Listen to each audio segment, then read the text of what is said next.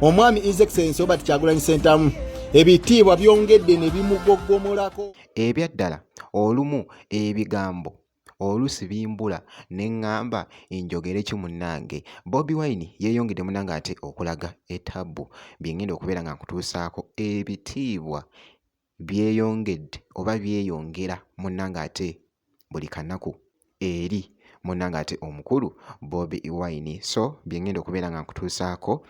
So nga ate omuyimbi Pallaso avuddeyo n'agamba nti nno ali happy munnange ate okubeera nga ebibye ne King Saha munnange ate tewali kati mbeera yonna, ate nga ne King Saha naye munnange ate abadde akakasa. Byonna ngenda kubeera nga mbikuzannyiramu munnange ate mu maaso awo. Olumu ebigambo munnange ate oluusi bimbula neŋŋamba njogere ki, naye nga w'omanyi nti nno muganda wange ebiba bitambula wali ebiseera ebisinga nti nno bwe tuba tubifunye tuvaayo munnange ate ne tukulaga.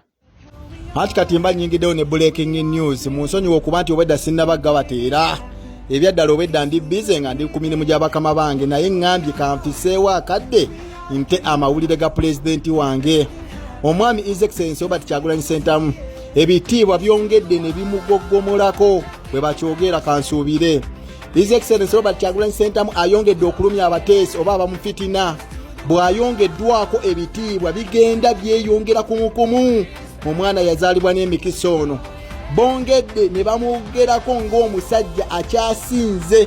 Muwulirize bulungi, bagambye nti ye musajja akyasinze mu nsi yonna, tebagambye mu Uganda, munkwate bulungi, tebagambye mu Africa, no, bagambye yakyasinze mu nsi yonna olw'okuba nti ayingidde mu byobufuzi oba yayingira mu byobufuzi n'atutumuka mu bbanga ettono ennyo, ensi yonna n'emumanya era ne bamuwa oba ne bagamba nti yakyasinze mu nsi yonna okuba nti ye number 1. Oba akasajja kano bakalugerawa oba ke kamalayika akokubiri nga we basindika sitaani n'akola bye yakola, Bobi Wine ne bamusindika nga kabaka ey'okubiri ng'eri mu Uganda naye nga tetumanyi. Nsaasidde abali mu kofitina n'okuwala n'omusajja oyo kubanga temumanyi kike muliko, mulabika mulwana ne Katonda mu ggulu naye nga mwe mulowooza nti mulwanyisa muntu, kumbe mulwanyisa malayika ewedde emirimu. Akatambi kano nkugambye kabadde kakutte munnange ate vibe ku social media. Munnange tuliwo kubeera nga tukulaga ebyo munnange ate by'oyagala okulaba.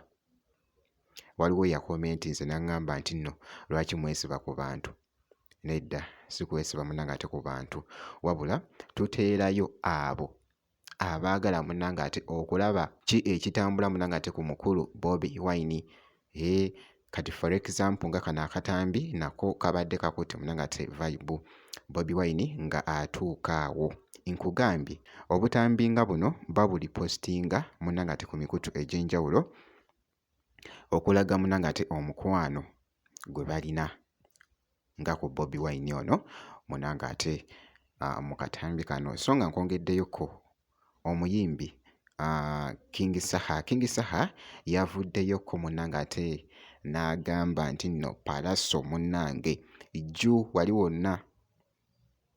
Jjukira nti nno Pallaso yavaayo n'agamba nti nno kakati gooba owakana King Saha n'amala ajja wano nsobola omuwa munnange ate aga nembalaga nti nno tewali munnange ate mbeera yonna. So King Saha bw'ati munnange ate bw'abadde agamba. Mpadde ne Kasimayiro muntu mundabire muganda wange. Era naga wakulabira ko nagera kukubaka kizi. Haga. Haga.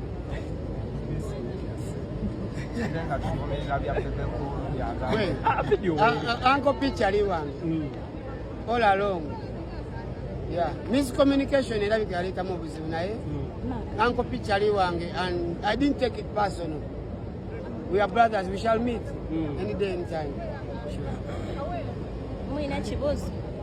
So nga ate n'omuyimbi munnange ate Pallaso naye ne Pallaso naye avuddeyo n'abaako munnange ate era byayogera ku muyimbi munne munnange ate King Saha. Njagala okwebaza ennyo emyani King Saha. King Saha muganda wange. Baali basawo embeera mu nnando za Mukyebe. That's my brother. Njagala omwebaza obubaka yabufunye. Webale clearinga linnya lyange that was just a miscommunication. You're my bro. Nze nganze nkwagala nnyo sikulinako buzibu. Okimanyi naabuso. Nayagala okukakawo obuzibu katutandika.